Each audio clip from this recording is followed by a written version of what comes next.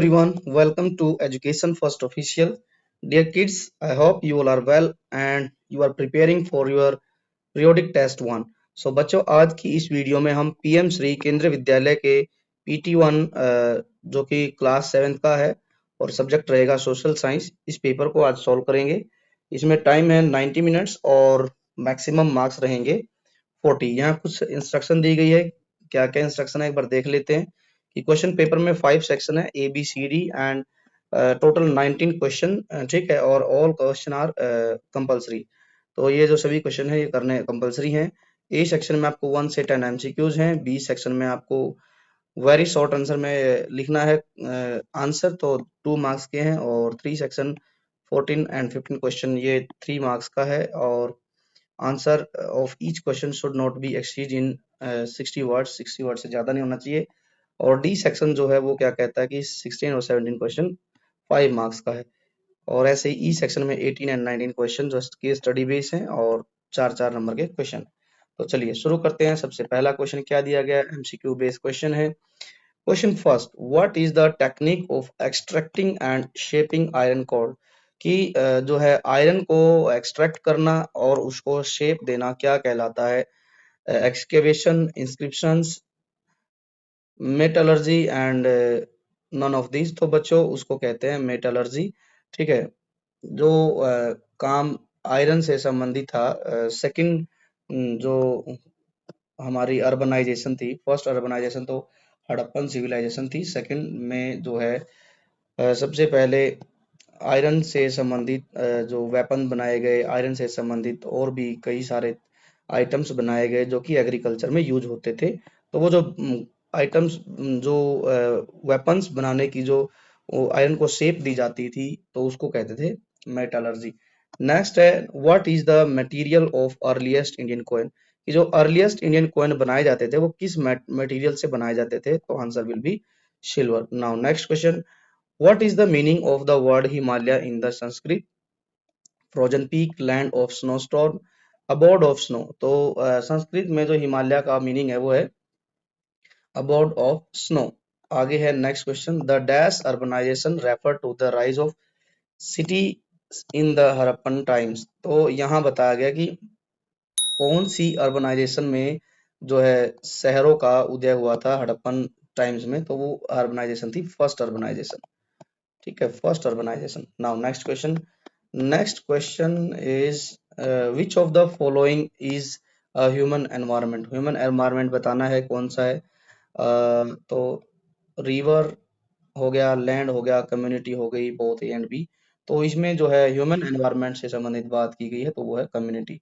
Now next question, विच natural boundary marks India's western limit. तो western limit कौन सी natural boundary जो है बनाती है, वो है थार डेजर्ट। आप सभी ने देखा होगा कि जो थार डेजर्ट है वो राजस्थान में है, और राजस्थान के बाद जो है हम देखते हैं कि एक नेक्स्ट कंट्री शुरू हो जाता है, ठीक है। उसके बीच नए कंट्री लाइक पाकिस्तान और इंडिया के बीच में जो वेस्टर्न में जो एक नेचुरल बाउंड्री है वो है थार डेजर्ट। आगे है, which agency replace the broken street light, collect the garbage, provide water supply and keep the market clean. कि इनमें से जो नीचे ऑप्शन दिए गए हैं इनमें से कौन सी एजेंसी है जो यदि कोई स्ट्रीट लाइट टूट गई है उसको चेंज करेगी, और जो है जो कूड़ा कचरा है उसको कलेक्ट करेगी, पानी की सप्लाई देगी और मार्केट को क्लीन रखेगी, तो वो है म्यूनिसिपल कॉर्पोरेशन। हॉस्पिटल, पुलिस नहीं होते बल्कि म्यूनिसिपल कॉर्पोरेशन ये काम करता है। In which direction of India is Himalaya located. तो नॉर्थ डायरेक्शन में हिमालय खड़ा है। हु इज हिस्टोरियन, हिस्टोरियन कौन है? हु स्टडी पास्ट, जो कि पास्ट में जो घटनाएं घट गई हैं उनकी स्टडी करने वाले को हिस्टोरियन कहते हैं। Now next question, the rock which is made of molten magma, जो है ऐसी रॉक जो बनी है मोल्टन मैग्मा से उनको क्या कहते हैं? तो उनको इग्नियस रॉक्स कहते हैं। अब अब है नेक्स्ट क्वेश्चन। पहला क्वेश्चन है कि डिफाइन द टर्म ट्रिब्यूटरीज। जो ट्रिब्यूटरीज होती हैं उसकी उस टर्म को आपने डिफाइन करना है। ये क्वेश्चन जो है हमारा 2 मार्क्स का है। तो एज वी नो बच्चों की जो ट्रिब्यूटरीज होती हैं वो एक जो है छोटी नदी होती है, ठीक है, या फिर कोई छोटी सी नाले टाइप में नदी, ठीक है। तो वो क्या करती है कि मेजर रिवर में मिलती है, ठीक है, उसी को हम ट्रिब्यूटरी कहते हैं। तो चलिए इसकी डेफिनेशन लिखते हैं, आंसर हम लिखते हैं कि tributary tributary is tributary is small river or stream that flow into a larger river. It does not it does not flow directly into a sea. Means की जो ट्रिब्यूटरी होती है वो एक छोटी नदी होती है, ठीक है, छोटी नदी को ट्रिब्यूटरी बोलते हैं, या कोई स्ट्रीम होता है जो क्या करता है एक बड़ी नदी में मिल जाता है। ये जो है डायरेक्ट जो है समुद्र में जाके नहीं मिलता है, ठीक है ना। इसका बेस्ट एग्जांपल यदि हम बात करें, एग्जांपल भी देंगे हम, लाइक यमुना। यमुना रिवर जो है माउंटेन से निकलती है, हिमालय से निकलती है, और लास्ट में जाके प्रयागराज में जाके ये गंगा में ही मिल जाती है। तो यमुना जो है गंगा रिवर की ट्रिब्यूटरी है। Now next question, define the term सब कॉन्टिनेंट। टर्म आपने डिफाइन करनी है, व्हाट इज सब कॉन्टिनेंट। तो हम लिखेंगे कि अ सब कॉन्टिनेंट। सब कॉन्टिनेंट क्या होता है बच्चों की, सब कॉन्टिनेंट एक टर्म है जो कि साइज में जो है कॉन्टिनेंट से छोटा होता है। तो यही लिखना है हमने, सब continent is a large part of continent. Continent का ही एक पार्ट होता है, ठीक है, सब कॉन्टिनेंट। इसमें हम क्या कहेंगे, लाइक इंडिया, है ना, लाइक इंडिया। इंडिया क्या है, एक सब कॉन्टिनेंट है, ठीक है, सब कॉन्टिनेंट है किसका, which is part of Asia. और किसका पार्ट है ये, एशिया का पार्ट है, एशिया का पार्ट है ना। बट जो सब कॉन्टिनेंट होता है इसके अपने खुद के कुछ फीचर होते हैं, but has its own feature, ठीक है, इसीलिए जो है इसको सब कॉन्टिनेंट्स कहा जाता है। कॉन्टिनेंट के अपने फीचर होते हैं, ठीक है, सब कॉन्टिनेंट जो है लार्ज पार्ट है, पार्ट इसी का ही है, कॉन्टिनेंट का ही है, लेकिन इसके अपने खुद के फीचर होते हैं। जैसे इंडिया सब कॉन्टिनेंट है, इसके अपने क्या क्या फीचर हैं। इंडिया में खुद के माउंटेन है, ठीक है, रिवर्स हैं, प्लेन्स हैं, ठीक है, डेजर्ट है, प्लेटोज है, और आइलैंड्स हैं। तो ये सब इसके फीचर हैं, ठीक है, that is why India is a subcontinent. Now next question, question क्या है कि व्हाट आर जनपदास। जनपदास क्या है, एज वी नो कि जनपद जो है ये बच्चों जो हमारी सेकंड अर्बनाइजेशन हुई थी उसी में ही छोटे छोटे ग्रुप थे, जो क्लैन थे, वही मिलकर आगे जनपद बने थे। और जनपद जब बड़े बड़े हो गए थे तो वो महाजनपद बने थे। तो बट यहाँ पूछा गया है जनपद, तो हम लिखेंगे कि जनपद जनपद जनपदास आर सॉरी वर, क्योंकि पुरानी बात है तो हम लिखेंगे वर स्मॉल स्टेट्स और kingdom.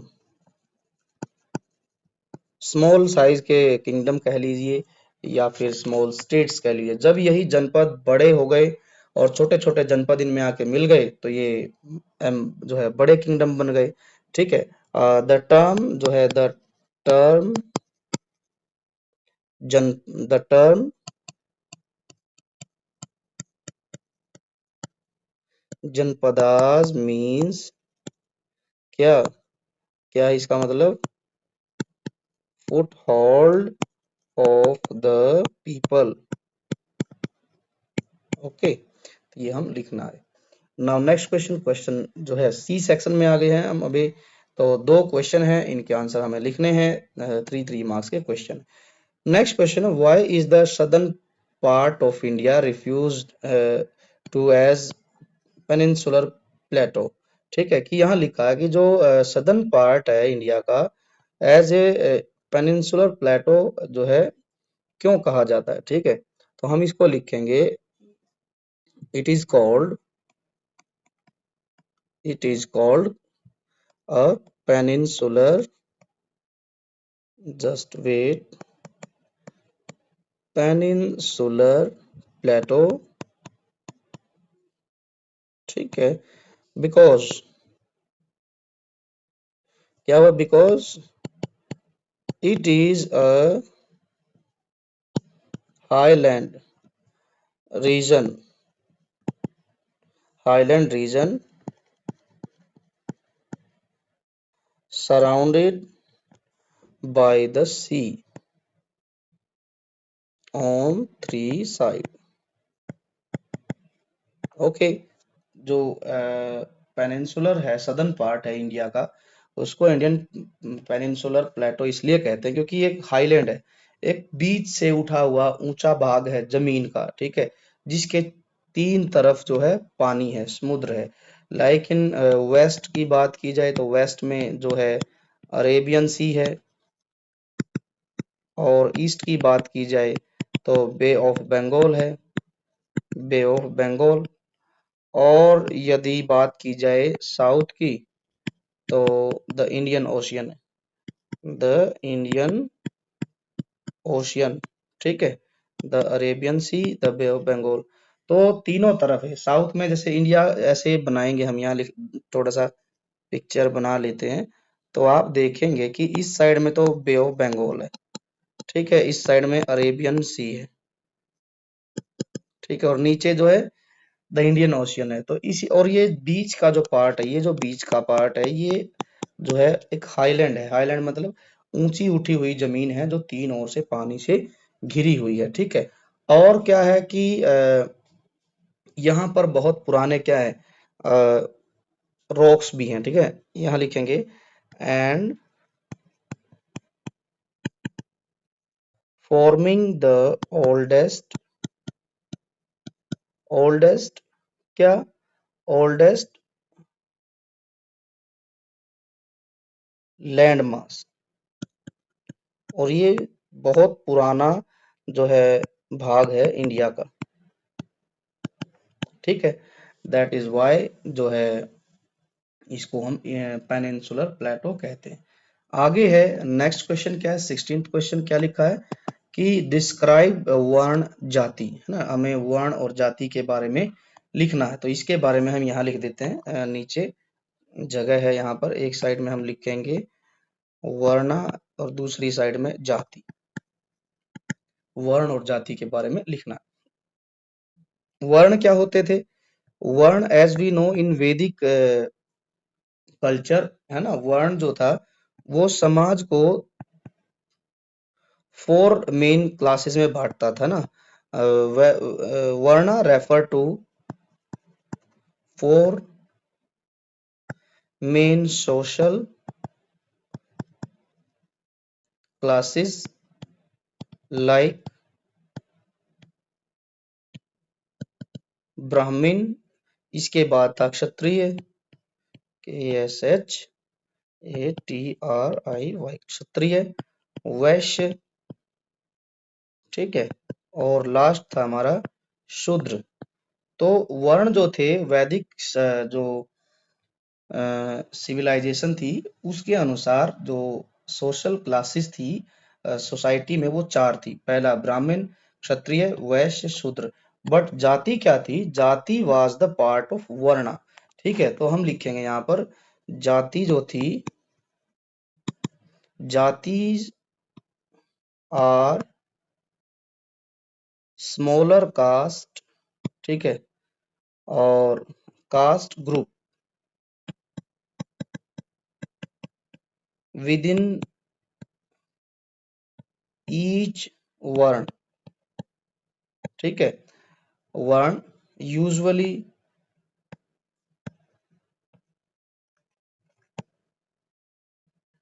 based on occupation and birth. तो ये डिफरेंस था इन दोनों में कि जो वर्ण थे, वर्ण जो चार थे, वैदिक सभ्यता में भी, वैदिक कल्चर में भी बताया गया कि चार वर्ण थे, ब्राह्मण, क्षत्रिय, वैश्य, शूद्र, based on social classes. But जाति जो थी, जाति वाज द पार्ट ऑफ वर्ण, ठीक है ना। जाति जो थी आर द स्मॉलर कास्ट, ठीक है। विद इन ईच वर्ण, जैसे ब्राह्मण है, ब्राह्मण में भी जातियां थी, ठीक है। वैश्य में भी छोटी छोटी कास्ट थी, और वैश्य क्षत्रिय में भी छोटी छोटी कास्ट थी, शूद्र में भी छोटी छोटी स्मॉल स्मॉल जो है कास्ट थी, और जो बेस्ड होती थी किस पर, ऑक्यूपेशन पर और बर्थ पर, ठीक है।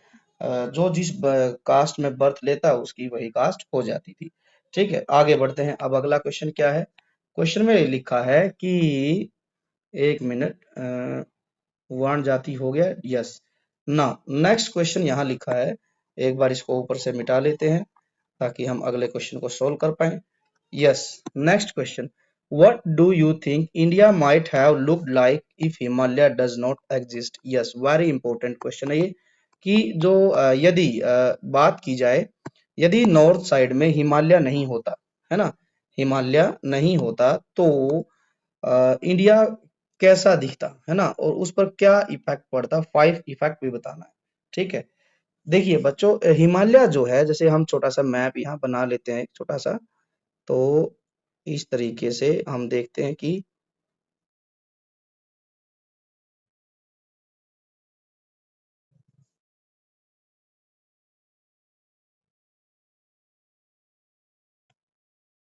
इस तरीके से यहाँ नॉर्दर्न साइड में, ईस्ट साइड में सारा हिमालय है, और ये हिमालय बच्चों क्या करता है, जो कि ठंडी हवाएं आती हैं तिब्बत की साइड से, तो उनको इंडिया में आने से रोकता है।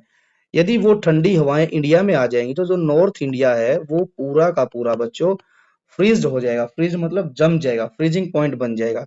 दूसरी बात, जो इंडिया में मानसून आती है, मानसून आती है वो क्या होगी कि जो उत्तर प्रदेश, बिहार, हिमाचल, उत्तराखंड, ये जो आप देखते हैं कि कितनी ज्यादा बारिश होती है क्षेत्र में, वो इसका रीजन है कि हिमालय, जब मानसून वाले जो क्लाउड्स हैं, बादल है, वो इन हिल्स से, माउंटेन से टकराते हैं तो वो बारिश करते हैं। तो यदि माउंटेन्स नहीं होंगे तो सीधा निकल जाएंगे वो बादल, ठीक है। और क्या है, यहाँ पर बहुत ज्यादा नदियां हैं, नदियां सूख जाएंगी, नदियां सूख जाएंगी तो पूरा जो नॉर्थ इंडिया, यहाँ एग्रीकल्चर जोन है, खेती का एक बहुत बड़ा जोन है, वो सारी खेती बर्बाद हो जाएगी, और बहुत बड़ी मात्रा में यहाँ पर बच्चों एनिमल्स, फॉरेस्ट और बहुत सारी स्पीसीज पाई जाती हैं, वो सारी की सारी गायब हो जाएंगी। तो इस तरीके से बात की जाए तो इंडिया के लिए हिमालय बहुत जरूरी है। तो इसके आंसर में हम लिखेंगे, हम ऊपर यहाँ लिखते हैं आंसर इसका, कि यदि, यहाँ लिखेंगे if Himalaya does not exist, है ना, if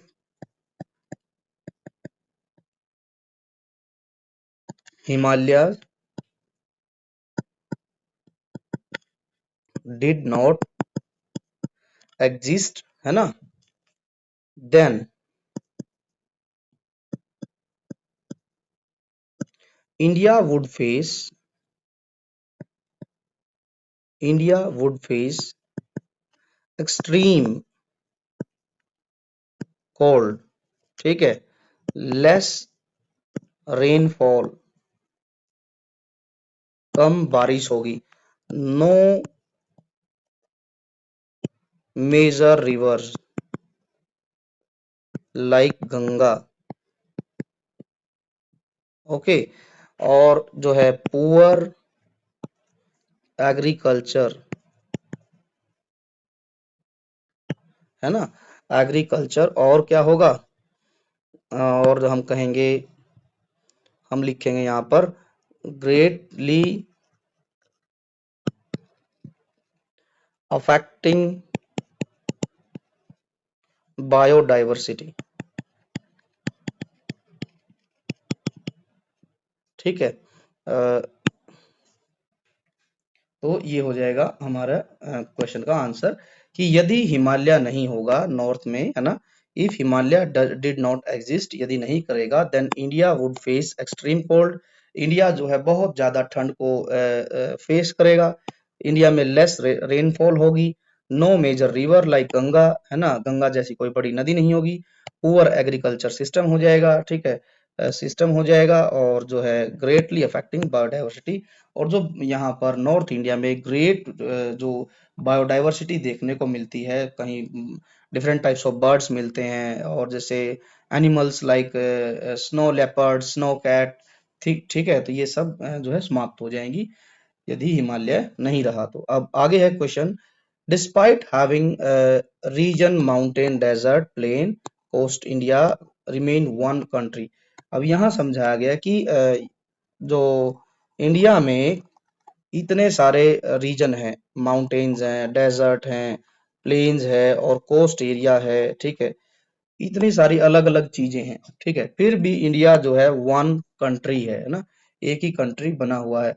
how do you think our has helped unite people, ठीक है, कि किस तरीके से आपको क्या लगता है कि ये लोगों को किस तरीके से एक किए हुए है इतनी सारी डाइवर्सिटी होने के बाद में भी, तो ये बताना है। तो चलिए इसके आंसर में हम लिखते हैं कि इंडिया जो इंडियाज डाइवर्सिटी है ना, India's diverse geography has played a vital role. तो हम लिखेंगे कि जो इंडिया की जो डाइवर्स, जस्ट वेट, डाइवर्स जो ज्योग्राफी है has played a vital role in uniting people, लोगों को एक करने में जो है इंडिया की जो ज्योग्राफी है उसका बहुत इम्पोर्टेंट रोल है। जैसे river, mountain, mountain trade routes, connected people, shared festival,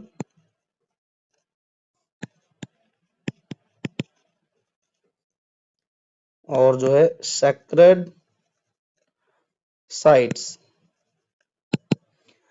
and agricultural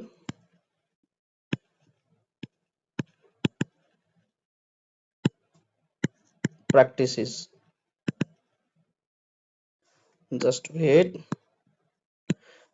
ठीक है,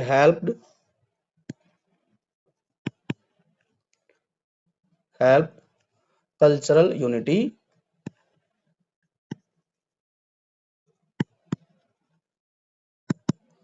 डिस्पाइट रीजनल डिफरेंस।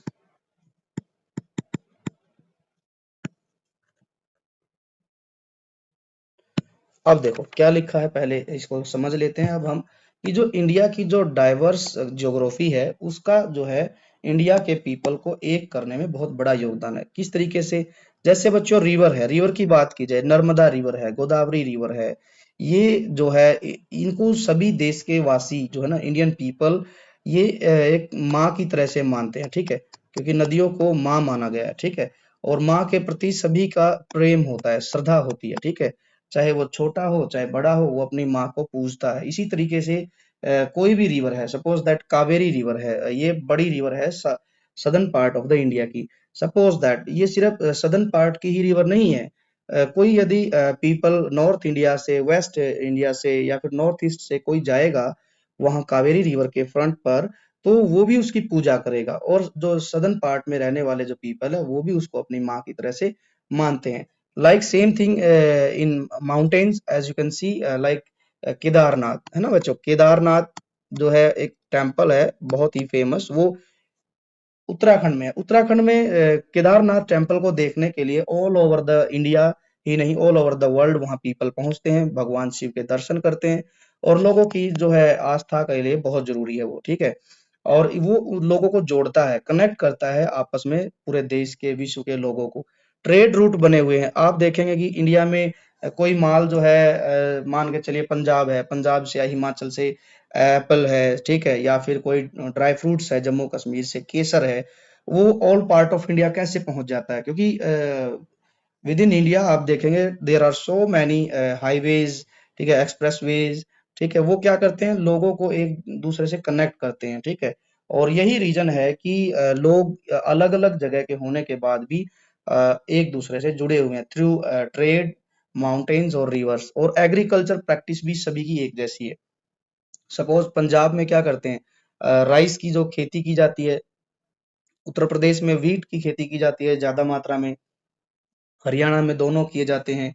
तो ये जो चीजें हैं बच्चों, ये लोगों को जोड़ के रखती है। हरियाणा, उत्तर प्रदेश, पंजाब, मध्य प्रदेश का जो गेहूं है, ऑल ओवर द इंडिया वो लोग खाते हैं व्हीट, ठीक है। चावल ऑल ओवर द इंडिया जो है, क्या नाम लेते हैं, आप देखेंगे कि भेजा जाता है। तो इससे क्या है, लोग एक दूसरे से जुड़े रहते हैं, ठीक है। कनेक्टेड पीपल, शेयर्ड फेस्टिवल, और एक दूसरे के साथ हम फेस्टिवल शेयर करते हैं।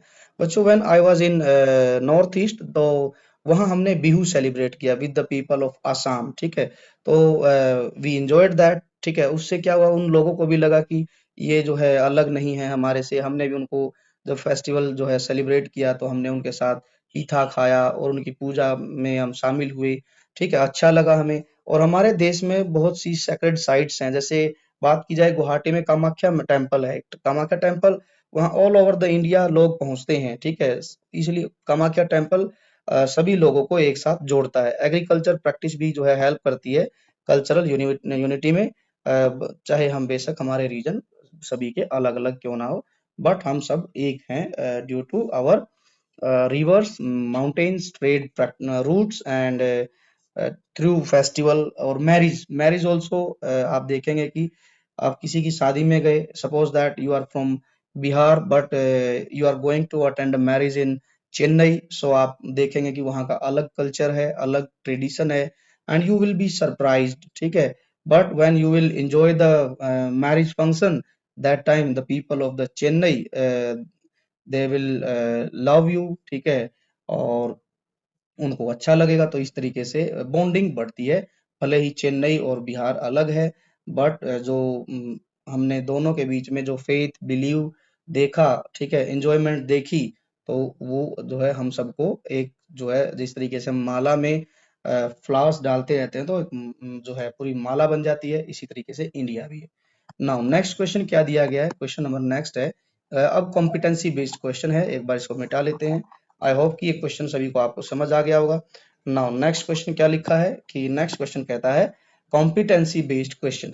यस, क्वेश्चन नंबर जो दिया गया ये 4 मार्क्स का क्वेश्चन है। In the first millennium BCE, important communication routes opened up for the purpose of trade, pilgrimage, military campaign, etc. ये लिखा है कि जो फर्स्ट मिलेनियम था बिफोर क्रिश्चियन एरा, उस टाइम पर कुछ इंपॉर्टेंट कम्युनिकेशन रूट ओपन किए गए थे। उनका पर्पस था कि ट्रेड करने के लिए वो कम्युनिकेशन रूट खोले गए, और कुछ यात्री भी आते थे। पिलग्रिमेज मतलब होता है कि तीर्थ यात्री।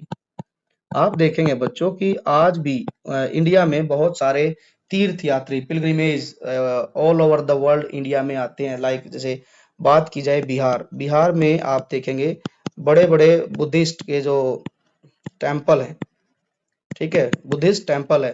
तो जो लोग बुद्धिस्ट में बिलीव करते हैं, वो बिहार आते हैं, ठीक है। ऐसे ही सेम थिंग हमारे यहाँ पंजाब में, in Punjab you can see Golden Temple, Golden Temple में भी बच्चों जो है ऑल ओवर द वर्ल्ड आप देखेंगे people they reach the golden temple, और वहां पर जो है मत्था टेकते हैं, रखते हैं, ठीक है, और जो है प्रसाद चखते हैं, ठीक है। तो ये जो है, जो कम्युनिकेशन रूट ओपन करने का पर्पज ये था कि ट्रेड बढ़े, पिलग्रिमेज तीर्थ यात्री आते थे, और मिलिट्री कैंपियन होते थे। मिलिट्री कैंपियन मतलब सेना के आने जाने के लिए भी बहुत सारे रूट खोले गए। Two routes became widely used and are often mentioned in the literature. अब बात की जाती है कि जो जो रूट, दो रूट खोले गए, मतलब कई सारे रूट थे, उनमें से दो रूट बड़े फेमस हुए। वो कौन से थे, एज पर लिटरेचर, द उत्तर पथ एंड द दक्षिण पथ, ठीक है। जो रूट थे वो थे कि भाई उत्तर पथ एक जो है रूट था, और एक दूसरा था Dakshinapatha. The first connected the north east region to the Ganga plains. जैसे कि फर्स्ट जो था नॉर्थ जो नॉर्थ पथ जो ट्रेड रूट था वो क्या करता था, नॉर्थ वेस्ट को गंगा के प्लेन से कनेक्ट करता था all the way to eastern India, और जो है ये ईस्टर्न इंडिया तक भी जाता था। और जो है सेकंड जो रूट था वो started from Kaushambi near Prayagraj, Kaushambi Prayagraj से शुरू होता था। Then a capital of one of the Mahajanapada, जो कौशाम्बी जो थी एक महाजनपद की कैपिटल होती थी। और जो है and cross the Vindhya range, और ये जो कौशाम्बी से शुरू होके और जो है विंध्या जो रेंज है माउंटेन रेंज उसको क्रॉस करके जाता था of hills to proceed all the way south, और ये विंध्या रेंज को क्रॉस करके जो इंडिया में सदर्न स्टेट्स है वहां तक जाता था। We will return to these route when we explore the formation of empire in the Indian empire. ठीक है, आगे अब क्वेश्चन दिए गए हैं। क्या है question, what was the name of the route connecting the north west region to the Ganga plain, Ganga plain को नॉर्थ वेस्ट से कनेक्ट करने वाला रूट कौन सा था। तो वो था बच्चों ऊपर ही लिखा गया यहाँ पर, ये है उत्तर पथ, उत्तर पथ, उत्तर पथा। ठीक है, उत्तर पथा रूट इसका आंसर हो जाएगा। From which capital city did the दक्षिण पथा रूट ओरिजिनेट, ये पूछा है कि जो दक्षिण पथा रूट था वो कौन सी कैपिटल से ओरिजिनेट होता था, तो हम लिखेंगे कौशाम्बी, कौशाम्बी नियर प्रयागराज। ठीक है, name one purpose of which these communication route used, तो ये बताना कि कोई एक पर्पस बताओ जिनके लिए जो ये रूट थे कम्युनिकेशन रूट थे वो यूज किए जाते थे। तो एक क्या, हम तो तीन लिखेंगे, ट्रेड्स, ठीक है, और पिलग्रिमेज, और जो है मिलिट्री कैंपियन। ठीक है, मिलिट्री कैंपियन, तीन हो गए। Next, which hill range did the दक्षिण पथा क्रॉस टू प्रोसीड साउथ, कि जो दक्षिण पथा रूट था उसको जो है कौन सी हिल रेंज को क्रॉस करके दक्षिण तक जाना पड़ता था, वो था answer Vindhya, Vindhya, Vindhya hill mountain, Vindhya mountain range, Vindhya mountain range. तो this is the right answer. एक बार इसको दोबारा लिख देते हैं, विंध्या माउंटेन रेंज।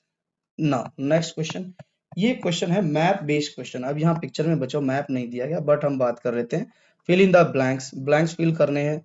मेघालय, महाराष्ट्र, उड़ीसा और जो है Haryana with their capitals in the map, Indian map. तो जैसे हम जानते हैं बच्चों मेघालय की जो कैपिटल है वो है शिलोंग, तो आपने मेघालय की कैपिटल शिलोंग लिखनी है और मैप पर मार्क करनी है।